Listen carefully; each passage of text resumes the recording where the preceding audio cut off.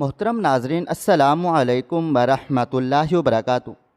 میری نکرانی میرے بیٹے کو دیکھ کر عجیب سے انداز سے پیار کرتی۔ میں اکثر سوچ میں پڑ جاتی۔ ایک روز میں اپنے بیٹے کا دودھ لینے کچن میں چلی گئی۔ واپس لوٹی تو نکرانی اس کے ساتھ بیڈ پر لیٹی ہوئی تھی۔ اس کی یہ حرکت دیکھ کر غصے سے میرا خون کھول اٹھا۔ میں نے اس کو کھینچ کر تھپڑ دے مارا اور اسی وقت گھر سے نکال دیا۔ لیکن جب میرا بیٹا 20 سال کا ہوا تو ایک روز یہ حقیقت جان کر میرے پیروں کے نیچے سے زمین نکل گئی کہ میرا نام شاہینہ ہے اور میرا تعلق ایک ایسے خاندان سے تھا جہاں ہر چیز کی بھرمار تھی۔ ہمارے پاس دولت تھی، زمینیں تھیں، نوکر چاکر تھے، مہنگی گاڑیاں تھیں، اور شہر میں ہمیں سب ایک معزز اور امیر گھرانے کے طور پر جانتے تھے۔ میں اپنے خاندان میں سب سے حسین مانی جاتی تھی۔ ہر محفل میں جب میں جاتی تو لوگ میری تعریفیں کرتے کہ شاہینہ تو جیسے چاند کا ٹکڑا ہے۔ میری نازک سی رنگت، لمبے گھنے بال اور بڑی بڑی آنکھیں سب کو اپنی طرف کھینچ لیتی تھیں۔ میرا غرور بھی اسی حسن اور شان و شوکت کی وجہ سے تھا، اور میں نے ہمیشہ سوچا ہوا تھا کہ میری شادی ایک خوبصورت، جوان اور ہر لحاظ سے بہترین لڑکے سے ہوگی جو میرے خوابوں کا شہزادہ ہو۔ لیکن ایک دن خبر آئی کہ میرے لیے رشتہ آیا ہے، اور رشتہ کسی اور کا نہیں بلکہ میرے کزن علی احمد کا تھا۔ علی میرے والد کے بھائی کا بیٹا تھا، لیکن وہ شکل و صورت کے لحاظ سے میرے معیار سے بہت نیچے تھا۔ وہ ایک بدصورت اور بیزار سا آدمی تھا جس کے چہرے پر ہمیشہ ایک عجیب سی سنجیدگی اور بھاری پن رہتا تھا۔ اس کے چہرے پر مسکراہٹ بھی جیسے بیگانہ تھی۔ وہ مجھ سے 10 سال بڑا تھا، اور اس کے چہرے کی جھریاں اور بالوں میں آتی سفیدی صاف بتا رہی تھی کہ وہ اپنی جوانی کھو چکا ہے۔ علی کے پاس بے پناہ دولت تھی، حویلی تھی، گاڑیاں تھیں اور ایک کامیاب کاروبار تھا، لیکن حسن اور جوانی اس کے پاس نہیں تھی۔ جب اس نے رشتہ بھیجا تو یہ کہہ کر بھیجا کہ وہ مجھ سے محبت کرتا ہے۔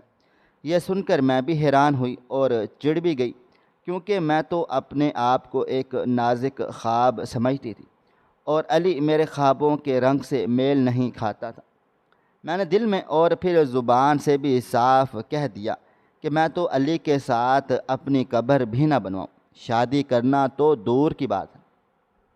لیکن میرے گھر والوں نے میری ایک نہ سنی۔ ان کے نزدیک مرد کی شکل کوئی معنی نہیں رکھتی تھی۔ ان کے خیال میں مرد کی پہچان اس کی کمائی اور گھرانے کی حیثیت سے ہوتی ہے، اور علی کے پاس یہ دونوں چیزیں بے تحاشا تھیں۔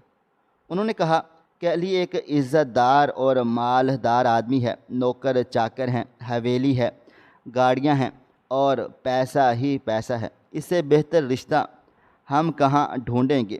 میں ضد کرتی رہی، میری آنکھوں میں بھی آنسو آئے، لیکن کسی نے میری نہیں سنی، اور ایک دن انہوں نے ہاں کر دی۔ شادی کی تیاریاں ہوئیں اور میں ایک گڑیا کی طرح تیار کر دی گئی، لیکن میرا دل اندر سے خالی تھا۔ نکاح ہوا، مہمان آئے اور سب نے ڈھیروں ڈھیر دعائیں دی، لیکن میرے دل پر جیسے بوجھ رکھا تھا۔ شادی کی پہلی رات جب علی کمرے میں آیا تو میں نے سیدھا کہہ دیا کہ مجھ سے دور رہو تو بہتر ہے۔ وہ میری بات سن کر خاموش رہا اور محبت سے کہنے لگا، ٹھیک ہے، جیسے تمہاری مرضی، جب تمہارا دل چاہے تب مجھے تم خود اپنے پاس آ جانا، میرے پاس آ جانا۔ میں بھی سرد لہجے میں نے کہا، ٹھیک ہے۔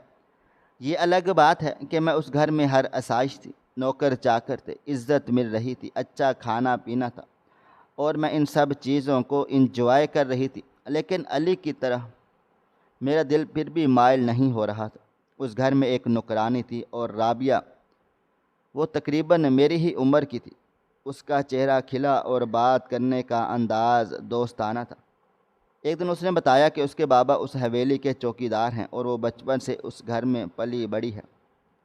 رابعہ نے میٹرک تک پڑھائی کی ہوئی تھی، اور وہ بات چیت میں سمجھدار اور پڑھی لکھی لگتی تھی، اس لیے اس کے ساتھ میری تھوڑی بہت بات چیت ہونے لگی، اور وہ کبھی کبھار میری تنہائی بھی بانٹ لیتی تھی۔ وہی رابعہ بار بار مجھے یہ کہتی تھی کہ صاحب جی بہت اچھے انسان ہیں اور آپ سے بے حد محبت کرتے ہیں۔ اس کی آنکھوں میں ہمیشہ اپنے مالک کے لیے عزت اور عقیدت جھلکتی تھی۔ وہ ہر بار مسکرا کر کہتی کہ صاحب جی نے تو خود مجھ سے کہا ہے کہ وہ آپ سے محبت کرتے ہیں۔ وہ کہتی تھی کہ آپ جانتی ہیں میری تو محبت کی شادی ہوئی ہے، اور صاحب جی بھی کہتے تھے کہ ان کی بھی محبت کی شادی ہے۔ میں اس کی بات سن کر دل ہی دل میں جلتی رہتی تھی اور اسے صاف کہہ دیتی تھی کہ صرف تمہارے صاحب جی کی طرف سے ہی محبت ہے، میری طرف سے ایسی کوئی بھی محبت نہیں ہے۔ رابعہ میری بات سن کر مسکرا دیتی اور کبھی سنجیدہ ہو کر کہتی کہ آپ ایسا نہ کریں، وہ بہت اچھے انسان ہیں، انہوں نے ہمیشہ ہر ایک کا خیال رکھا ہے، وہ غریبوں کو کھانا کھلاتے ہیں، محتاجوں کو کپڑے دیتے ہیں، اور ہم سب نوکروں کو بھی اپنے گھر کے افراد جیسا مانتے ہیں۔ وہ کہتی تھی کہ جو انسان اچھا ہوتا ہے وہی اچھا شوہر بھی ہوتا ہے، لیکن میں ہر بار اس بات کو رد کر دیتی اور کہتی نہیں، اچھا ہم سفر وہی ہوتا ہے جو خوبصورت ہو، جو آپ کے جوڑ کا ہو، اور یہ شخص میرے جوڑ کا نہیں ہے۔ میں اپنی ضد پر قائم رہی اور علی کو کبھی بھی دل سے قبول نہ کیا، لیکن پھر ایک دن ایسا آیا جب میری زندگی کا رخ بدلنے لگا۔ میں بیمار پڑ گئی، تیز بخار نے مجھے نڈھال کر دیا اور میں بستر سے اٹھ بھی نہ سکی۔ اس رات علی نے میری خدمت میں کوئی کسر نہ چھوڑی، وہ ساری رات میرے پاس بیٹھا رہا، میرے سر پہ ٹھنڈے پانی کی پٹیاں رکھتا رہا، میرے پاؤں دباتا رہا اور بار بار میرے ماتھے کو چھو کر دیکھتا کہ بخار کم ہوا یا نہیں۔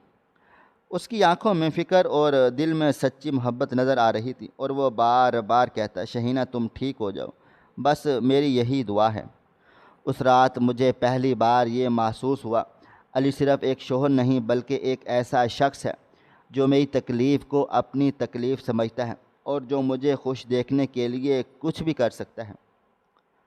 اس کی محبت کی گرمی نے آہستہ آہستہ میرے دل کی برف کو پگھلا دیا اور میرا دل اس کی طرف مائل ہونے لگا۔ آخر کار میں نے خود سے یہ مان لیا کہ علی میرا شوہر ہے اور میں بھی ایک شریف خاندان کی لڑکی ہوں۔ میری زندگی میں کوئی دوسرا نہیں تھا جب شوہر امیر ہو اور وہی آپ کو مہنگے مہنگے تحفے تحائف دے، اچھے اچھے کپڑے لے کر آئے، اور آپ جس چیز پر بھی ہاتھ رکھ دیں وہ فوراً سے لا دے تو محبت ہو ہی جاتی ہے۔ مجھے بھی محبت ہو گئی اور یوں ہماری ازدواجی زندگی کی اصل شروعات ہوئی۔ علی کا پورا خاندان تھا مگر وہ سب اپنے اپنے گھروں میں رہتے تھے۔ یہ حویلی سراسر میری تھی مگر ان کا آنا جانا اور باتوں میں عمل دخل ضرور تھا۔ دھیرے دھیرے لوگوں نے یہ سوال اٹھانا شروع کر دیا کہ ہماری شادی کو 2 سال ہو گئے ہیں لیکن اولاد کیوں نہیں ہو رہی ہے۔ یہ سوال ایک کانٹے کی طرح میرے دل میں چبھتا تھا، اور حقیقت یہ تھی کہ واقعی اولاد نہیں ہو رہی تھی۔ یہاں تک کہ ایک دن یہ خبر ملی کہ رابعہ ماں بننے والی ہے۔ اس کا شاید ابھی پہلا مہینہ چل رہا تھا۔ ایک دن میری بھی طبیعت اچانک سے خراب ہو گئی۔ بخار اور کمزوری نے مجھے ہلنے جلنے کے قابل نہ چھوڑا۔ علی فوراً مجھے ڈاکٹر کے پاس لے کر گیا۔ راستے میں وہ بار بار میرا ہاتھ پکڑ کر کہتا کہ فکر نہ کرو، سب ٹھیک ہو جائے گا۔ ڈاکٹر نے چیک اپ کیا تو مسکراتے ہوئے کہا مبارک ہو، آپ ماں بننے والی ہیں۔ یہ سن کر میرا دل خوشی سے بھر گیا، جیسے کسی نے مجھے ایک قیمتی خزانہ دے دیا ہو۔ میں نے دل دل میں اللہ تعالیٰ کا شکر ادا کیا، کیونکہ بڑے بڑے خاندانوں میں جب عورت بچہ پیدا کرتی ہے تو اس کی عزت اور زیادہ بڑھ جاتی ہے۔ میں نے اپنی ساس کو یاد کیا جنہوں نے ایک بار کہا تھا اگر بیٹی بھی پیدا ہوئی تو میں تمہارے لیے سونے کے کنگن بنوا کر دوں گی۔ مجھے کبھی کسی چیز کی ضرورت نہیں تھی، لیکن یہ سوچ کر دل خوش ہو گیا کہ اگر پہلے ہی سب کچھ ہے تو اور اس کے ساتھ مزید عزت اور پیار بھی ملے تو اس میں بھلا کیا برا ہے۔ 9 مہینے اسی خوشی میں گزر گئے، اگرچہ طبیعت اکثر خراب رہتی تھی اور کبھی کبھار شدید کمزوری محسوس ہوتی، لیکن دل میں بچے کے آنے کی آس امید سب دکھ درد کو برداشت کروا دیتی۔ دن گزرتے چلے گئے اور ہر مہینے علی میرے چیک اپ کے لیے لے کر جاتا تھا۔ وہ میری ہر ضرورت کا خیال رکھتا تھا، کبھی پھل لاتا، کبھی دودھ پلانے پر اصرار کرتا، اور ہر وقت مجھ پر نظر رکھتا کہ میں تھک نہ جاؤں۔ پھر ایک دن کچھ عجیب و غریب سا ہو گیا، درد اچانک شروع ہو گئی، حالانکہ ابھی وقت باقی تھا۔ میں چیک اپ کے لیے ہسپتال گئی، مگر ڈاکٹر نے کہا کہ آج ہی ڈلیوری ہوگی۔ میں یہ سن کر گھبرا گئی، لیکن ڈاکٹر صاحبہ کی بات ماننا پڑی۔ انہوں نے کہا نارمل ڈلیوری ہوگی۔ میں نے سوچا کہ اللہ خیر کرے، لیکن اچانک مجھے بے ہوش کر دیا گیا۔ میرے دل میں شک پیدا ہوا، شاید کوئی ایسی بات ہو رہی ہے جس کے بارے میں مجھے نہیں بتایا جا رہا، مگر میں اکیلی نہیں تھی۔ علی میرے ساتھ تھا اور ہر پل معاملے کو سنبھال رہا تھا۔ جب میری آنکھ کھلی تو ایسا لگا جیسے میں کسی اور دنیا میں لوٹ کر آ گئی ہوں۔ مجھے بعد میں پتہ چلا کہ ایک ہفتے کے بعد میری ہوش لوٹی تھی۔ سب نے بتایا کہ میری طبیعت زیادہ خراب ہو گئی تھی، کوئی پیچیدگی پیدا ہو گئی تھی، لیکن اللہ تعالیٰ نے میری جان بھی بچا لی اور ہمارا بیٹا بھی صحیح سلامت پیدا ہو گیا تھا۔ میں نے اسے دیکھ کر دل ہی دل میں اللہ تعالیٰ کا شکر ادا کیا۔ وہ بہت پیارا اور خوبصورت تھا، جیسے گڈا گڑیا ہو۔ میں نے فوراً سے اس کا نام وسیم رکھا، کیونکہ یہ نام مجھے ہمیشہ سے پسند تھا۔ آنکھ کھلنے کے بعد میں نے ارد گرد دیکھا تو رابعہ نظر نہیں آئی۔ میں نے پوچھا رابعہ کہاں ہے، تو پتہ چلا کہ وہ چھٹی پر ہے، وہ 2 ہفتے کے بعد واپس آئے گی۔ جب وہ واپس آئی تو میں نے اس کو دیکھتے ہوئے کہا تمہارے ہاں پیدائش ہو گئی کیا؟ کیونکہ اس کے چہرے اور انداز سے لگ رہا تھا کہ کچھ ہوا ہے، اور وہ آہستہ آواز میں بولی جی پیدائش ہوئی تھی، مگر میرا بیٹا مردہ پیدا ہوا اور مجھے چھوڑ کر چلا گیا۔ یہ سن کر میرا دل دکھ سے بھر گیا۔ میں نے اسے تسلی دی اور کہا کہ تم پریشان نہ ہو، آج سے تمہارا کام صرف میرے بیٹے کا خیال رکھنا ہے۔ اگر تم اس کا خیال کرو گی تو مجھے بہت اچھا لگے گا۔ وہ یہ سن کر خوشی سے مسکرا دی اور کہا کہ ضرور بی بی جی، میں یہ کام ضرور کروں گی۔ اس کے بعد زیادہ تر میرا بیٹا وہی سنبھالتی تھی، کیونکہ مجھے اولاد سے محبت تو بے حد تھی، لیکن سارا دن اس کو گود میں لے کر یا سنبھال کر رکھنا میرے بس کی بات نہیں تھی۔ اکثر ایسا ہوتا کہ میں وسیم کو رابعہ کے پاس چھوڑ دیتی اور خود علی کے ساتھ سیر کرنے کو نکل جاتی تھی۔ کبھی ہم کسی باغ میں چلے جاتے، کبھی ڈنر پر یا شہر کے کسی اچھے ریسٹورنٹ میں کھانا کھانے پہنچ جاتے۔ اللہ تعالیٰ نے ہمیں بیٹا دے دیا تھا، اس لیے سب لوگوں کی زبانیں بھی بند ہو گئی تھی۔ زندگی سکون سے گزر رہی تھی اور ہر دن پہلے سے بہتر محسوس ہو رہا تھا۔ میرا بیٹا اب تھوڑا بڑا ہونے لگا تھا۔ اس کی معصوم باتوں اور چھوٹی چھوٹی شرارتوں سے گھر مہکنے لگا تھا۔ وہ تقریباً 2.5 سال کا ہو چکا تھا اور دوڑ بھاگ بھی کرنے لگا، لیکن ایک بات میں نے غور کی کہ وہ رابعہ سے کچھ زیادہ ہی مانوس ہو چکا ہے۔ وہ ہر وقت اس کے پاس رہنا چاہتا تھا، اور کبھی کبھی تو ایسا ہوتا کہ اسے رابعہ کی گود سے لینا بھی مشکل ہو جاتا تھا۔ اگر میں اسے اپنی گود میں لیتی تو وہ ضد کرتا، کھانا بھی رابعہ کے ساتھ کھائے گا۔ وہ اسے مما مما کہہ کر بار بار بلاتا اور رابعہ بھی اس پر جان چھڑکتی تھی۔ رابعہ جب وسیم کو گلے لگاتی تو ایسا لگتا جیسے وہ صدیوں کی بچھڑی ہوئی ہو۔ اس کے چہرے پر ایک عجیب سی ممتا جھلکتی تھی، اور وسیم بھی اس کی گود میں ایسے سکون سے بیٹھتا تھا جیسے وہی اس کی دنیا ہو۔ زیادہ تر وقت وہ رابعہ کے ساتھ ہی گزارتا تھا۔ کبھی وہ اسے کہانیاں سناتی تھی، کبھی کھلونے دیتی، اور وسیم خوشی خوشی اس کے ساتھ کھیلتا رہتا۔ ایک دن میں اسے رابعہ کے پاس چھوڑ کر کہیں باہر گئی ہوئی تھی۔ جب واپس آئی تو سامنے کا منظر دیکھ کر حیران و پریشان رہ گئی۔ رابعہ بیڈ پر لیٹی ہوئی تھی اور وسیم اس سے چپکا ہوا تھا، گہری نیند سو رہا تھا۔ دونوں کے چہرے پر سکون تھا، لیکن یہ منظر میرے لیے کسی جھٹکے سے کم نہ تھا۔ میں نے فوراً سے رابعہ کو آواز دی اور کہا کہ دیکھو، تم اس گھر کی نوکرانی ہو اور یہ اس گھر کا مالک ہے، تو ہمارے ساتھ اس کا مانوس ہونا اتنی اچھی بات نہیں۔ میں نے اسے نرمی سے سمجھانے کی کوشش کی ہے کہ ذرا دور دور رہا کرو، یہ ٹھیک نہیں ہے۔ میرے دل میں یہ بات بھی تھی کہ آخر یہ نوکرانی ہے، پتہ نہیں آج بھی کپڑے دھوتی ہے یا نہیں۔ کپڑے بھی اکثر اس کے گندے ہوتے ہیں، اور میرا بیٹا اس سے حد سے زیادہ مانوس ہو جانا مجھے پسند نہیں آتا تھا۔ پھر ایک دن ایسا ہوا کہ وسیم رابعہ کو ماما ماما کہہ کر پکارتا رہا۔ اس دن تو میرے صبر کا پیمانہ لبریز ہو گیا تھا اور مجھے بہت زیادہ غصہ آ گیا۔ میں نے دل ہی دل میں سوچ لیا کہ اب اس معاملے میں کچھ نہ کچھ کرنا ہی پڑے گا۔ ایک دن ایسا ہوا کہ میں اپنے کمرے سے گزر رہی تھی اور میں نے رابعہ کو آہستہ آہستہ بات کرتے ہوئے سنا۔ اس کی آواز وسیم کے کمرے سے آ رہی تھی۔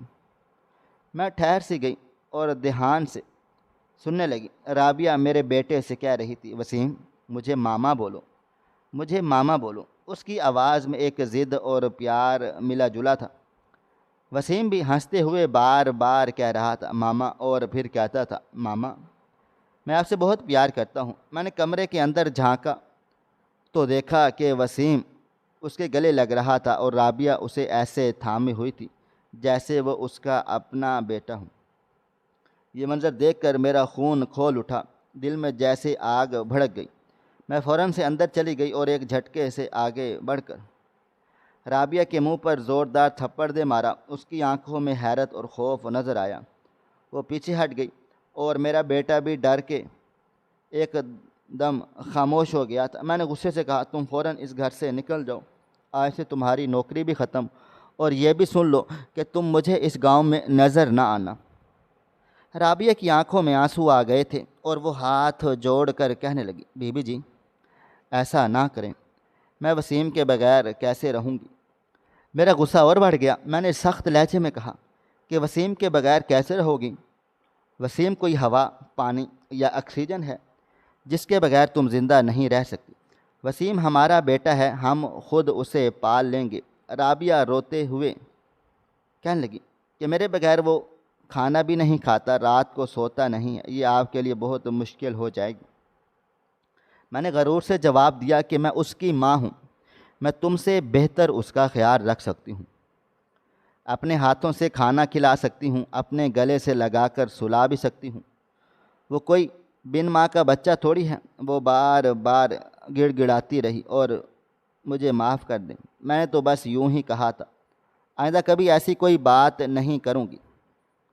لیکن میں نے ایک نہ سنی، بلکہ نوکروں کو بلایا اور اس کا سامان باہر پھینکنے کا حکم دے دیا تھا، اور ساتھ ہی ساتھ میں نے پیسے بھی دیے، مگر اس انداز سے کہ جیسے اس کے منہ پر مار رہی ہوں۔ میں نے سخت لہجے میں کہا، دفع ہو جاؤ یہاں سے اور دوبارہ کبھی اس گھر کے آس پاس بھی نہ آنا۔ اس وقت میرا شوہر بیرون ملک گیا ہوا تھا۔ ایک ہفتے کے بعد جب وہ واپس آیا تو یہ سب کچھ ہو چکا تھا۔ اس نے سب سنا تو مجھ سے کہا، تم نے رابعہ کے ساتھ بہت برا کیا، اچھا نہیں ہوا۔ میں نے تیز لہجے میں کہا، یہ میری مرضی ہے، میں اپنی نوکرانی کے ساتھ جو چاہوں کروں۔ اس کی حرکتیں ہی ایسی تھیں، وہ ہمارے بیٹے کو ہم سے دور کر رہی تھی۔ علی مسلسل کہتا رہا کہ تم نے اچھا نہیں کیا، مگر میں خاموش رہی اور بات کو ختم کر دیا۔ اس کے بعد وسیم کو سنبھالنا میرے لیے واقعی بہت مشکل ہو گیا تھا۔ ایک ہفتے تک اس نے مجھے بہت پریشان کیا۔ وہ کھانا ٹھیک سے نہیں کھاتا تھا، رات کو سوتے سوتے اچانک اٹھ جانا اور رونا شروع کر دینا۔ کبھی گھنٹوں کھیلنے کا دل نہیں کرتا اور کبھی ضد کرتا کہ ماما کو بلاؤ، لیکن میں نے ہار نہیں مانی۔ میں نے سوچا کہ اب مجھے اپنی عقل سے کام لینا ہوگا۔ میں نے اس کے لیے 2 سے 3 لاکھ روپے کے مہنگے کھلونے خریدے، بڑے بڑے ریموٹ کنٹرول گاڑیاں اور گڑیاں، ہر وہ چیز جو اس کی توجہ اپنی طرف کھینچ سکے۔ میری یہ ترکیب کام کر گئی تھی۔ وسیم کھلونوں میں اتنا مصروف ہو گیا کہ رابعہ کو یاد کرنے کا وقت ہی نہ ملا۔ وہ صبح اٹھتے ہی کھلونوں میں لگ جاتا اور سونے تک ان میں ہی کھیلتا کودتا رہتا تھا۔ آہستہ آہستہ اس کی عادت بدل گئی اور وہ رابعہ کو بالکل بھول گیا تھا۔ کچھ مہینے کے بعد میں نے اسے سکول میں داخل کروا دیا اور یوں اس کی زندگی کا ایک نیا مرحلہ شروع ہو گیا تھا۔ لیکن میرے دل کے اندر ایک خلش ہمیشہ سے باقی رہی۔ مجھے اکثر لگتا تھا کہ میں ایک ماں کے طور پر ناکام ہو چکی ہوں۔ میرا بیٹا نہ تو میرے ہاتھ سے کھانا کھاتا تھا اور نہ ہی رات کو میرے پاس سویا کرتا تھا۔ وہ اپنا کھانا خود کھانے کی کوشش کرتا تھا۔ آدھا کھانا زمین پر گر جاتا، لیکن پھر بھی وہ ضد کرتا کہ خود کھاؤں، اور میں دیکھتی رہتی تھی کہ وہ ہاتھ سے چاول گرا رہا یا سالن بہا رہا ہے، مگر پھر بھی اپنی ضد پر قائم ہے۔ کپڑے بھی وہ خود پہننے کی کوشش کرتا یا پھر اپنے باپ کے کہنے پر پہن لیتا۔ اس کا اپنے باپ کے ساتھ ایک الگ ہی رشتہ بن گیا تھا، اور وہ اس سے کھل کر بات کرتا، اس کے ساتھ کھیلتا اور ہر بات شیئر کرتا۔ جبکہ کہتے ہیں کہ بیٹے تو ہمیشہ اپنی ماں کے زیادہ قریب ہوتے ہیں، مگر میرے ساتھ ایسا نہیں ہوا۔ کبھی کوئی عورت مجھ سے کہتی تم نے وسیم کو اپنا دودھ نہیں پلایا اس لیے وہ تم سے دور ہے، تو کبھی کوئی کہتا کہ بیٹا ہے اس لیے ایسا ہے، اگر بیٹی ہوتی تو تم سے بہت زیادہ پیار کرتی۔ کوئی اور کہتا کہ کچھ بچوں کی فطرت ایسی ہوتی ہے کہ وہ ماں سے زیادہ باپ کے قریب ہوتے ہیں، اور کوئی یہ مشورہ دیتا کہ تم اسے کھلونوں میں لگا دیا ہے اس لیے وہ فون اور کھلونوں میں مصروف رہتا ہے، اور تمہارے پاس آ کر کبھی تمہیں ماما کہہ کر نہیں بلاتا۔ یہ سب سن کر میرے دل میں ایک ہی خیال آتا کہ اس سب کی ذمہ دار رابعہ ہے۔ وہ 3.5 سال میں بھی اس نے میرے بیٹے کے ساتھ گزار دیے، اسی نے وسیم کو بگاڑ دیا، اسی نے میری گود سے اسے دور کر دیا، اسی نے ایک ماں کے وہ خوبصورت لمحے چھین لیے جو میرے حصے میں آنے چاہیے تھے۔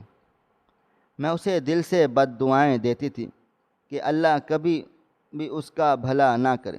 میں اسے نفرت سے یاد کرتی تھی اور سوچتی رہتی تھی اگر وہ نہ ہوتی تو میرا آج بیٹا میرے پاس ہوتا، وہ میرے ساتھ کھیلتا کودتا اور میرے ہاتھوں سے کھانا کھاتا۔ میں نے یہ کبھی نہیں سوچا کہ وہ کہاں گئی ہوگی، کس حال میں ہوگی، کس نے اس کی مدد کی ہوگی یا اس کی زندگی کیسے گزری۔ حالانکہ وہ بہت زیادہ غریب تھی اور شاید بہت مشکل حالات میں گئی ہوگی، مگر میں نے کبھی بھی اس کی فکر نہیں کی، کیونکہ میرے دل میں اس کے لیے صرف غصہ اور کینہ تھا۔ اس سب کے بعد میں نے بہت کوشش کی کہ میری کوئی اور اولاد ہو جائے، چاہے بیٹا ہو یا بیٹی، مگر اللہ تعالیٰ نے میرے نصیب میں مزید اولاد نہیں لکھی ہوئی تھی۔ کئی بار علاج کروا لیا، دعائیں کیں، تعویذ لیے، لیکن سب کچھ بیکار چلا گیا۔ وقت کا پہیہ اسی طرح سے چلتا رہا۔ یوں 20 سال گزر گئے۔ وسیم اب جوان ہو چکا تھا، قد کاٹھ میں اپنے باپ پر گیا تھا، مگر چہرے میں کچھ مجھ سے مشابہت تھی۔ ہم نے اسے ہمیشہ لاڈ پیار اور ناز رکھنے میں رکھا تھا، لیکن اس کا نتیجہ یہ نکلا کہ وہ بگڑ گیا۔ اس کی عادتیں کچھ ایسی ہو گئیں کہ اگر اس کی بات نہ مانی جائے تو وہ چیختا چلانے لگتا۔ اسے مہنگی چیزوں کا شوق تھا، سپورٹس کار خریدنا چاہتا تھا، آئی فون کے نئے ماڈل لیتا رہتا تھا، بڑے بڑے لیپ ٹاپ اور برانڈڈ کپڑے اس کی خواہشوں میں شامل حال تھے۔ وہ دوستوں کے ساتھ گھومنے پھرنے، پارٹی کرنے اور ہلا گلا کرنے میں زیادہ وقت گزارتا تھا۔ گھر آ کر بھی وہ کمرے میں بند رہتا یا موبائل فون پر لگا رہتا تھا، گویا ہمارا بیٹا ہم سے جسمانی طور پر گھر میں رہتا تھا مگر دل سے کہیں اور ہی رہتا تھا۔ اب میں بھی وقت کے ہاتھوں بوڑھی ہو چکی تھی، نہ وہ پہلے والے شوق باقی رہے، نہ ہی خوبصورت کپڑوں کا جنون تھا، نہ جوتے خریدنے کا مزہ رہا تھا۔ میرے جسم میں بیماریاں بھی آہستہ آہستہ جگہ بنانے لگ گئی تھیں۔ شوہر کے ساتھ ساتھ زندگی کا بڑا حصہ اچھا گزرا تھا، اس نے ہر موڑ پر میرا ساتھ دیا، میرا سہارا بنا، لیکن اب وہ بھی بیمار رہنے لگا اور زیادہ تر وقت بستر پر ہی گزارتا تھا۔ اس کی بیماری نے مجھے بھی اندر سے بیمار کر دیا تھا، کیونکہ میں بہت زیادہ ٹینشن لیتی تھی۔ اس کا کرہانا ہر درد میرا اپنا درد بن جاتا تھا۔ ایک دن میں نے سوچا کہ تھوڑی تازہ ہوا لیتی ہوں، بازار تک پیدل جاؤں، پھل اور فروٹ خرید لاؤں شوہر کے لیے، تاکہ وہ بھی خوش ہو جائے اور میری بھی تھوڑی سی واک ہو جائے۔ میں آہستہ آہستہ چلتے ہوئے بازار پہنچی تو اچانک میری نظر ایک طرف سڑک کے کنارے پر پڑ گئی۔ وہاں ایک عورت سموسوں کی ریہڑی لگائے ہوئے کھڑی تھی۔ اور گاہکوں کو پیکٹ بنا کر دے رہی تھی۔ اس کی کمر جھکی ہوئی تھی، چہرے پر تھکن کی لکیریں صاف نظر آ رہی تھیں، ہاتھ تیل میں بار بار ڈالتے ہوئے جل بھی گئے تھے اور تیل کے دھبے کپڑوں پر جمے ہوئے تھے۔ میں نے غور سے دیکھا تو ایک دم سے پہچان گئی، وہ تو رابعہ تھی۔ میں نے آگے بڑھ کر کہا کہ تم یہاں کیا کر رہی ہو؟ وہ بھی مجھے پہچان گئی اور ہلکی سی مسکراہٹ کے ساتھ بولی کہ بس کچھ نہیں، اپنی روزی روٹی لگا رکھی ہے۔ میں نے حیرت سے کہا کہ ساری زندگی غربت میں ہی گزار دی، کوئی ترقی نہیں کی؟ وہ آہستہ سے بولی، کیا ترقی کرتی بی بی جی، دل ہی مر گیا تھا میرا۔ میں نے پوچھا کہ کیوں، کیا ہو گیا؟ اس کی آنکھوں میں ایک پرانا درد جھلکنے لگا۔ اس نے کہا کہ بس وہ میرا بیٹا جب اس دنیا سے چلا گیا، اس کے بعد اللہ تعالیٰ نے کوئی اور اولاد نہیں دی، شوہر بھی چھوڑ کر چلا گیا، آپ نے بھی چھوڑ دیا، تو زندگی بڑی مشکل سے گزری۔ یہ سن کر میرے دل میں ایک لمحے کے لیے ہلکا سا درد اٹھا تھا، دکھ اٹھا۔ میں نے سوچا کہ اور کچھ بھی نہ صحیح، کم از کم میں اسے مہینے کا کچھ پیسے ہی بھیج دیتی، تو یہ غریب عورت یوں سڑک پر دھوپ میں اور گرمی میں کھڑے ہو کر سموسے نہ بیچتی۔ اس کے ہاتھوں پر جلنے کے نشان صاف نظر آ رہے تھے، اس کے چہرے پر وقت کے نشان اور تھکن کے آثار تھے، گویا ساری زندگی کے دکھ اس کے وجود میں اتر گئے تھے۔ میں اپنی حیثیت اور غرور سے واقف کار تھی، میں بڑی امیر عورت تھی، خاتون تھی، اور یہ بات بھی میں جانتی تھی کہ میں نے اس سے معافی مانگنے نہیں جا سکتی، کیونکہ دل کے کسی کونے میں ابھی بھی وہ پرانا غرور موجود تھا۔ میں نے ایک لمبی سانس لی اور کہا، چھوڑو یہ سب کچھ، کام پر واپس آ جاؤ، اپنی نوکری پر۔ وہ چونک کر بولی، کیا واقعی میں؟ میں نے کہا، ہاں، کل سے واپس حویلی پر آ جانا اور وہیں پر رہنا۔ اب تمہاری عمر بھی اتنی ہو گئی ہے، تمہیں کہاں گرمی میں کھڑے ہو کر پکوڑے اور سموسے بیچنے کی ضرورت ہے۔ اگر تم اس وقت معافی مانگ لیتی تو میں تمہیں گھر سے باہر نہ نکالتی۔ اس نے سر جھکا لیا تھا اور خاموش کھڑی رہی۔ میں نے دوبارہ کہا کہ بس کل سے آ جانا۔ اس کی آنکھوں میں ایک نمی سی تیر گئی اور اس نے آہستہ سے کہا، ٹھیک ہے۔ صبح کا وقت تھا، سورج ابھی پوری طرح چمکا نہیں تھا، ہلکی ہلکی روشنی صحن میں پھیل رہی تھی، ٹھنڈی ہوا چل رہی تھی، اور میں نے حویلی کے بڑے سے دروازے سے رابعہ کو آتے ہوئے دیکھا۔ اس کے ہاتھ میں ایک پرانا سا بیگ تھا جس میں شاید اس کا سارا سامان آ گیا تھا۔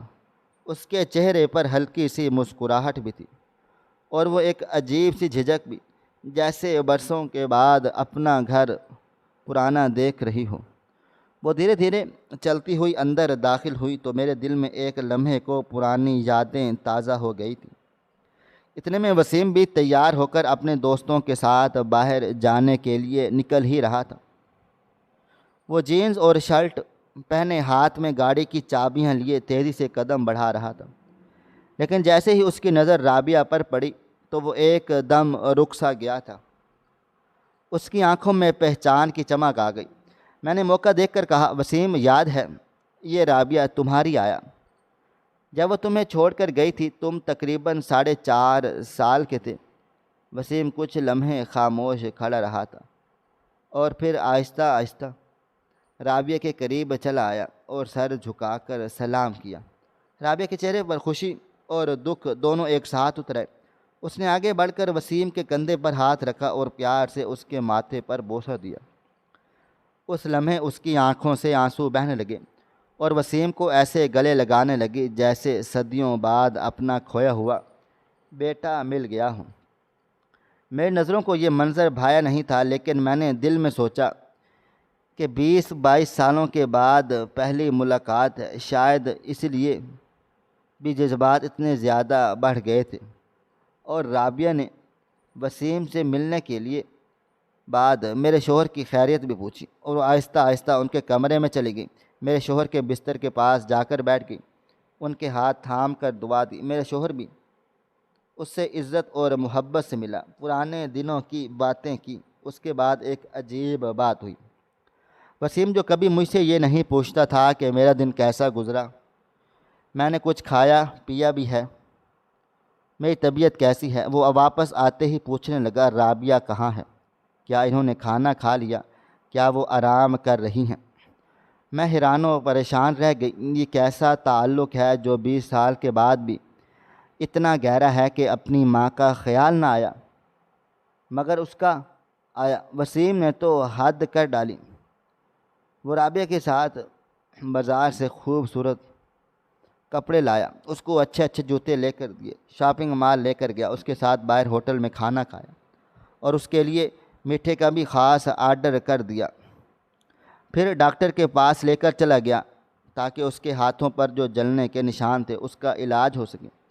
ڈاکٹر نے خاص مرہم دی۔ رابعہ کے چہرے پر سکون اور شکر گزاری کے آثار تھے، لیکن میرا دل میں پھر سے ایک پرانی جلن جاگی۔ ایک دن میں نے برداشت نہ کر کے وسیم سے پوچھ ہی لیا کہ تم رابعہ کے لیے یہ سب کچھ کیوں کرتے ہو؟ وسیم نے مسکرا کر جواب دیا تھا کہ یہ نہیں، مجھے ان کے لیے ایک عجیب سی کشش محسوس ہوتی ہے۔ لگتا ہے جیسے ان کو میری مدد کی ضرورت ہے اور مجھے یہ مدد کرنی چاہیے۔ میں نے کہا اپنی ماں کے بارے میں تو کبھی ایسا نہیں سوچا۔ اس نے بڑے سکون سے جواب دیا، ماں آپ تو میری ماں ہیں، یہ حقیقت کوئی نہیں بدل سکتا، اور میں نے آپ کے ساتھ کبھی کوئی بدتمیزی نہیں کی۔ میں اس جواب پر کچھ لمحے کے لیے خاموشی رہی اور پھر چپ چاپ کمرے میں واپس لوٹ گئی۔ میں نے وسیم کے لیے روزانہ اپنے ہاتھ سے کھانا بنانا شروع کر دیا۔ کھانا پکانے میں مجھے تسکین ملتی اور یہ خیال بھی کہ شاید وہ دوبارہ سے میرے قریب آ جائے گا مجھے سکون دے جاتا تھا۔ وسیم نے رابعہ کی جانب پھر میلان دکھانا شروع کر دیا تھا۔ جب وہ کھانا میرے ہاتھ سے لینے کی بجائے رابعہ کے پاس جاتا تو دل کی کھڑکی ٹوٹتی ہوئی محسوس ہوتی۔ میں یہ سمجھ ہی نہ پا رہی تھی کہ آخر یہ سب کیا ہے۔ میرے دل میں شکریہ اور حسرت دونوں ایک ہی ساتھ ٹھہرتے تھے۔ ایک دن جب میں اپنے بیمار شوہر کو بستر کے بٹھا تھی تو اس نے میری طرف دیکھا اور پوچھا موڈ کیوں خراب ہے تمہارا؟ میں نے سادگی سے سب بتا دیا کہ میں رابعہ کو واپس لے آئی ہوں۔ میں نے اچھا نہیں کیا، اب وہ پھر سے ہمارے گھر میں گھس گئی ہے، اور وسیم تو اس کے لیے سب کچھ کر رہا ہے۔ شوہر نے ایک طویل سانس لی اور پھر بولنا شروع کر دیا، کیا تم نے مذاق بنایا ہوا ہے کسی کی غربت کا، کسی کی بے وفائی کا؟ سب سے پہلے پھر بھی تم نے ایسا کیا اور پھر خود واپس لے کر آ گئی، اب پھر کہتی ہو نکال دوں گی۔ کس قسم کی عورت ہو تم؟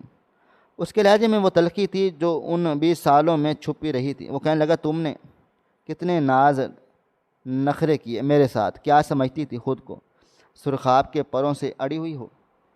سمجھتی تھی تم نے جس چیز کو محبت سمجھا وہ غالباً خواہش تھی۔ تم نے سوچا تھا کہ پیسہ اور شان سے سب کچھ ٹھیک ٹھاک ہو جائے گا۔ تم نے جس نے بھی اپنی مرضی چلائی، میں نے تمہاری ہر بات مان لی، مگر آج جو تم کر رہی وہ برا ہے۔ میری طرف غصے اور دکھ دونوں کے ساتھ دیکھ رہا تھا۔ اس نے میری عمر، غلطیوں اور بیٹے کی بگڑتی ہوئی حالت کی جانب اشارہ کر دیا اور کہا یہ سب تمہارے نخرے بازی کا نتیجہ ہے۔ تم نے اس بچے کو وہ سب کچھ دیا جس سے وہ نرم نہیں بلکہ بگڑا، بلکہ خود غرض اور لاپرواہ ہو گیا۔ میں نے ان کی باتوں کو سنا مگر اندر سے سب کچھ ٹوٹتا چلا جا رہا تھا۔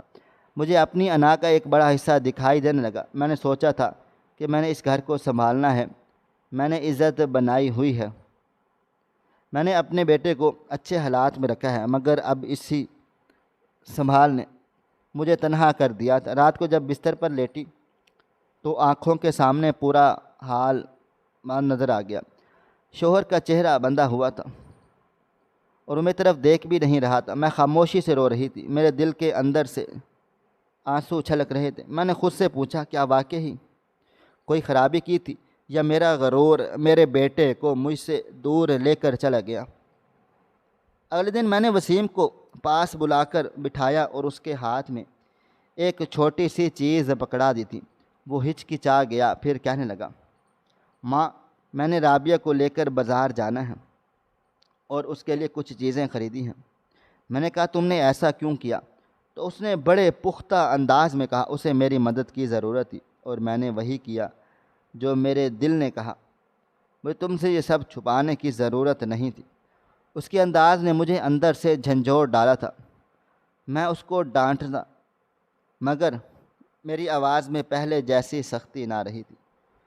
وہ جوان تھا، وہ اپنی دنیا میں چل رہا تھا۔ میں نے دیکھا کہ میرے الفاظ اس کے اندر وہ تبدیلی نہ لا سکے جو مجھے چاہیے تھی۔ گھر کے کمرے میں خاموشی چھا گئی۔ ڈھیر دیر تک میں اور میرا شوہر ایک ہی بستر کی مختلف سمت میں پڑے رہنے لگے۔ ہم قریب تھے مگر دور تھے، ایک دوسرے کے راز ہمارے بیچ میں ایک دیوار بن گئے تھے۔ وقت گزرتا چلا گیا اور میں خود کو اکثر ایسے پاتی کہ اپنے کیے پر پچھتاتی ہوں۔ میں نے لڑکپن کی شان، ماضی کے غرور اور اپنی ضدوں کے سینکڑوں لمحے یاد کر لیے۔ میں نے سوچا کہ اگر میں دوبارہ وقت کو پلٹ سکتی تو میں رابعہ کو نکالتے وقت کسی دوسرے طریقے سے پیش آتی۔ شاید اس کی زندگی بدل سکتی تھی، شاید میرا بیٹا مجھے اس سے اتنا دور نہ ہوتا۔ میں راتوں کو جا کر سوچتی رہی کہ اس نے ہمیں کیا کیا سکھایا ہے اور کیا ہم نے وہ سبق سمجھا ہے جو وقت ہمیں دینا چاہتا تھا۔ ان دنوں اندھیری راتیں ہمارے گھر میں زیادہ دیر ٹھہرتی تھیں اور میرے دل میں ایک دھواں سا رہ گیا تھا جو صادقانہ معافی مانگتے الفاظ میں تبدیل نہیں ہو رہا تھا۔ میرے شوہر نے ایک دن مجھے اپنے پاس بلا لیا۔ اس کے چہرے پر ایک عجیب سی سنجیدگی تھی، جیسے وہ کوئی بات کہنے والا ہے جو برسوں سے دل میں دبائے ہوئے بیٹھا ہے۔ اس نے آہستہ سے کہا کہ میں تمہیں ایک بات بتانے جا رہا ہوں، لیکن تم وعدہ کرو کہ یہ سننے کے بعد اپنا رویہ نہیں بدلو گی۔ میں نے حیرانگی سے اس کی طرف دیکھا اور کہا کیا مطلب، تم کیا کہنا چاہتے ہو؟ وہ کچھ لمحے خاموش رہا جیسے الفاظ چن رہا ہو، پھر بولا کہ تم جانتی ہو میں تم سے بہت محبت کرتا تھا، بلکہ اب بھی کرتا ہوں، لیکن ایک وقت ایسا آیا کہ مجھے لگا کہ یہ محبت تمہارے لیے کافی نہ ہوگی۔ اس نے بتایا کہ جب تم ماں بننے والی تھی تو وہ لمحہ میرے لیے دنیا کا سب سے خوبصورت لمحہ تھا۔ میں نے تمہیں ہر خوشی دینے کا خواب دیکھا، لیکن تقدیر کا فیصلہ کچھ اور تھا۔ ڈاکٹر نے کہا کہ تمہارا بیٹا پیدا ہوا تو، لیکن اس دنیا میں نہ ٹھہر سکا۔ وہ بہت زیادہ کمزور تھا اور دنیا میں آنے کے چند لمحوں بعد ہی اس کا سانس رک سا گیا تھا۔ تم اس وقت بے ہوش تھی اور میں تمہاری حالت دیکھ کر اندر سے ٹوٹ رہا تھا۔ ڈاکٹر نے ساتھ یہ بھی کہہ دیا کہ اس کے بعد تم کبھی ماں نہیں بن سکو گی۔ میرے شوہر نے گہرا سانس لیا اور کہا کہ میں تمہیں اس صدمے میں نہیں دیکھ سکتا تھا۔ میں جانتا تھا کہ تمہاری زندگی کا سب سے بڑا خواب ٹوٹ گیا ہے اور میں کچھ بھی کر نہیں پا رہا تھا۔ اسی وقت ہسپتال میں رابعہ کو بھی لایا گیا۔ اس نے ایک خوبصورت اور صحت مند بیٹے کو جنم دیا۔ میں نے اس کے سامنے ہاتھ پیر جوڑ دیے اور کہا کہ یہ بچہ مجھے دے دو، میں اسے اپنی پوری بیوی کی گود میں رکھنا چاہتا ہوں تاکہ وہ اس دکھ سے بچ جائے۔ میں نے اسے بتایا کہ تمہاری وفاداری ہمارے خاندان کے لیے کسی نعمت سے کم نہیں۔ تمہارے باپ نے ہمیشہ میرا ساتھ دیا اور میں یہ قرض کبھی نہیں اتار سکتا۔ میرے شوہر کی آنکھوں میں وہ دن جیسے آج بھی تازہ تھے۔ اس نے کہا کہ رابعہ مان گئی، اس نے اپنا بیٹا ہمیں دے دیا۔ پھر اس نے سب کو اور اپنے شوہر کو یہ کہہ دیا کہ اس کا بچہ مردہ پیدا ہوا تھا۔ یہیں سے اس اور اس کے شوہر کے رشتے میں دراڑ پڑ گئی جو بعد میں طلاق کی صورت میں ختم ہو گئی۔ اس نے کہا جب تم نے بعد میں رابعہ کو وسیم کی آیا کے طور پر رکھا تو میں خوش ہو گیا تھا، کیونکہ اس طرح وہ اپنے بیٹے کے قریب رہ سکتی تھی۔ اس لیے وہ اس سے زیادہ پیار محبت کرتی اور اس کا ہر طرح سے خیال رکھتی تھی۔ اور پھر بیٹے کو بھی اپنی ماں کا پتہ ہوتا ہے، وہ گود پہچانتا ہے۔ شاید اس لیے وہ بھی اس سے زیادہ محبت کرتا تھا اور آج بھی کرتا ہے۔ میرے شوہر نے کہا کہ وہ تمہیں یہ سب برا اس دن لگنا شروع ہوا جب وہ وسیم کو کہہ رہی تھی کہ مجھے ماما بولو۔ وہ شاید اسی لیے کہہ رہی تھی کہ اس کا دل چاہتا تھا کہ اس کا بیٹا اسے ماں کہے، لیکن تم نے اسے گھر سے نکال دیا، پھر وہ پتہ نہیں کہاں چلی گئی۔ پھر مجھے صرف یہ پتہ چلا تھا کہ اس کے شوہر نے اسے چھوڑ دیا۔ میں خود بھی اپنی بیماریوں میں مصروف ہو گیا۔ آج جب وہ واپس آئی ہے تو وسیم پھر سے اس کی طرف مائل ہونے لگا ہے۔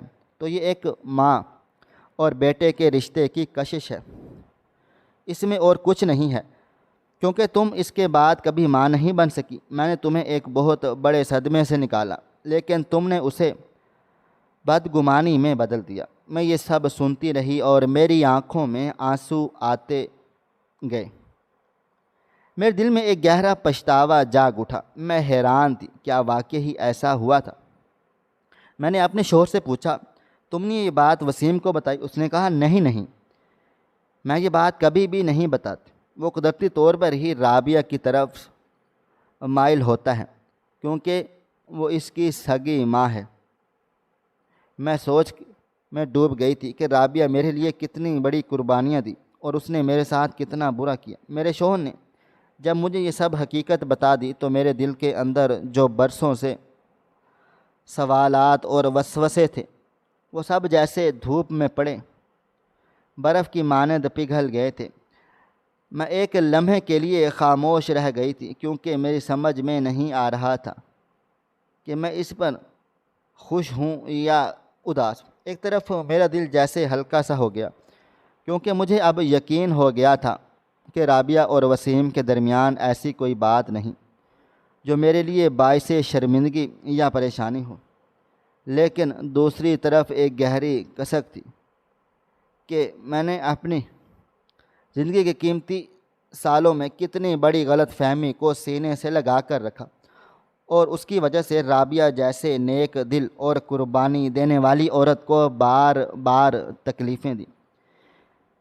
میرے دل میں ایک عجیب سا ملا جلا احساس تھا، سکون بھی تھا اور دکھ بھی تھا۔ میں نے اپنے شوہر کی طرف دیکھا اور سوچا کہ جس نے میری خوشی کے لیے اتنا بڑا قدم اٹھا دیا اور اتنا بڑا راز برسوں دل میں رکھا، اس کی محبت کتنی سچی اور خالص ہوگی۔ میرے دل میں اس کے لیے عزت اور محبت پہلے سے کہیں زیادہ بڑھ گئی۔ پہلے میں نے اسے صرف اپنے شوہر کے طور پر دیکھتی تھی، مگر اب وہ مجھے ایک ایسا انسان لگا جو نہ صرف محبت کرنا جانتا ہے بلکہ اس محبت کے لیے قربانی دینے کا حوصلہ بھی رکھتا ہے۔ اس سب کے بعد میرے دل میں یہ طے پا گیا کہ میں رابعہ سے معافی مانگوں گی۔ میں نے اسے کمرے میں بلایا اور بڑی نرمی سے کہا، مجھے حقیقت پتہ چل گئی ہے۔ میں جانتی ہوں کہ تم نے میرے لیے اپنی زندگی کی سب سے بڑی قربانی دی ہے۔ تم نے اپنے جیتے جاگتے بیٹے کو میری جھولی میں ڈال دیا تاکہ میں ایک بڑی محرومی سے بچ سکوں، اور بدلے میں نے تمہیں شک کی نگاہ سے دیکھا، تمہیں گھر سے باہر نکالا، تمہارے کردار پر شک کیا۔ میرے الفاظ سنتے ہی اس کی آنکھوں میں نمی آ گئی، لیکن اس نے فوراً مسکرا کر کہا، کوئی بات نہیں، آپ مجھے واپس لے آئی ہیں، یہی میرے لیے کافی ہے کہ میں اپنے بیٹے کے قریب رہ سکتی ہوں۔ میں اس کے جواب پر حیران رہ گئی کہ یہ وہ عورت تھی جس نے میرے لیے اپنی ماں کی ممتا قربان کر دی، اور پھر بھی دل میں میرے لیے ذرا بھی کڑواہٹ نہیں رکھی ہوئی تھی۔ میں نے کہا، نہیں رابعہ، یہ کافی نہیں ہے، ہمیں وسیم کو سب کچھ بتانا ہوگا تاکہ وہ حقیقت سے واقف ہو سکے۔ اس نے فوراً سے کہا، نہیں، ایسا نہ کریں، اس کے لیے یہ ایک بہت بڑا دھچکا ہوگا اور پھر وہ شاید یہ سب کچھ برداشت نہ کر سکے۔ لیکن میرا دل مطمئن نہیں ہو رہا تھا۔ میرے شوہر نے بھی کہا کہ حقیقت نہ بتاؤ، وہ اپنی زندگی میں خوش ہے، رابعہ بھی اسی گھر میں ہے، تو پھر کیا فرق پڑتا ہے؟ مگر میں نے فیصلہ کر ہی لیا تھا کہ میں یہ بوجھ اپنے دل سے اتار کر ہی رہوں گی۔ میں بھی ایک خاندانی عورت ہوں اور میں چاہتی تھی کہ سچ سب کے سامنے ہو۔ چند دن کے بعد میں نے ایک دن کا انتخاب کر لیا۔ میں نے رابعہ کو بھی کمرے میں بلا لیا، وسیم کو بھی اور اپنے شوہر کو بھی۔ ہم سب ایک ساتھ بیٹھ گئے تھے اور میں نے بڑی سنجیدگی سے بات شروع کی۔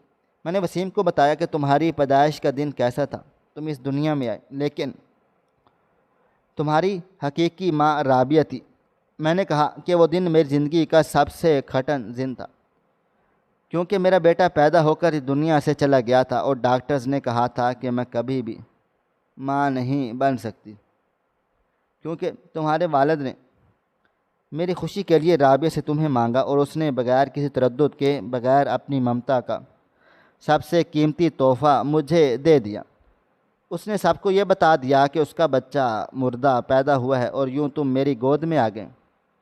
وسیم یہ سب سن کر خاموش ہو گیا۔ پہلے اس کے چہرے پر حیرت تھی، پھر آنکھوں میں نمی آ گئی۔ اس نے رابعہ کی طرف دیکھا اور آہستہ سے کہا کہ اسی کے لیے تو میرا دل ہمیشہ ان کی طرف کھینچتا چلا جاتا تھا، یہ میری سگی ماں ہیں۔ پھر اس نے میری طرف دیکھا اور کہا لیکن آپ بھی میری ماں ہیں، میرے لیے ایک نہیں بلکہ دو مائیں ہیں۔ میں یہ سن کر خود بھی رو پڑی تھی۔ اس لمحے مجھے لگا جیسے برسوں کا بوجھ ہٹ گیا ہوں۔ اس دن کے بعد وسیم کا رویہ بھی میرے ساتھ بدسلوک سا ہو گیا تھا، بدل سا گیا۔ وہ پہلے سے زیادہ محبت کرنے لگا۔ اس نے مجھے اپنی زندگی میں خاص مقام دے دیا۔ رابعہ کے ساتھ اس کا تعلق اور بھی مضبوط ہو گیا۔ اب وہ نہ صرف مجھے ماں کہتا بلکہ رابعہ کو بھی عزت اور پیار سے دیکھتا۔ ہمارے گھر کا ماحول بدل گیا۔ پہلے جو الجھنیں اور دوریاں تھیں وہ سب ختم ہو گئی۔ ہم سب ایک خاندان کی طرف جڑ گئے۔ وقت گزرتا چلا گیا۔ وسیم کی شادی کا وقت آ گیا۔ ہم نے بڑی دھوم دھام سے اس کی شادی کی۔ اس کی بیوی آئی تو میں نے اور رابعہ نے مل کر اس کا استقبال کیا۔ وہ بھی خوش قسمت تھی، اسے ایک نہیں بلکہ 2 ماؤں سے محبت مل رہی تھی۔ ہمارے گھر میں ہنسی خوشی کا دور شروع ہو گیا۔ ہم سب مل کر کھاتے پیتے ہیں، ہنستے کھیلتے ہیں جیسے برسوں کے دکھ دھوپ میں برف کی طرف پگھل گئے ہوں۔ میں نے دل ہی دل میں طے کر لیا کہ رابعہ کے ساتھ کبھی بھی برا سلوک نہیں کروں گی۔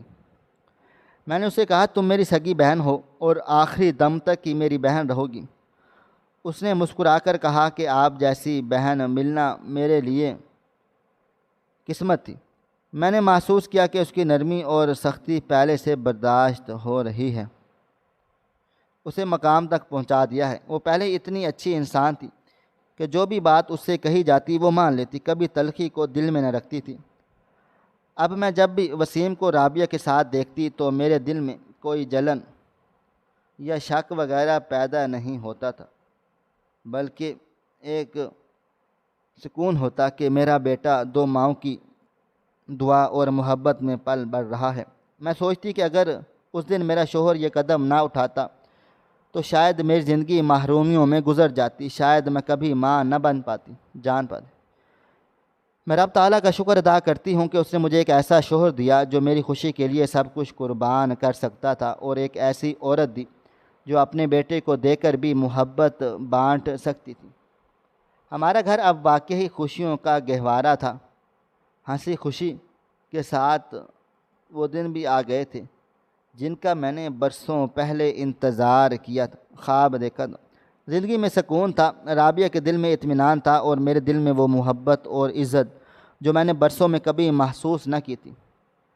یوں لگتا تھا جیسے ماضی کے سارے زخم بھر گئے ہوں اور ہم سب نے ایک نئے سفر کا آغاز کر دیا ہو۔ ناظرین، آپ کو ہماری آج کی کہانی کیسی لگی؟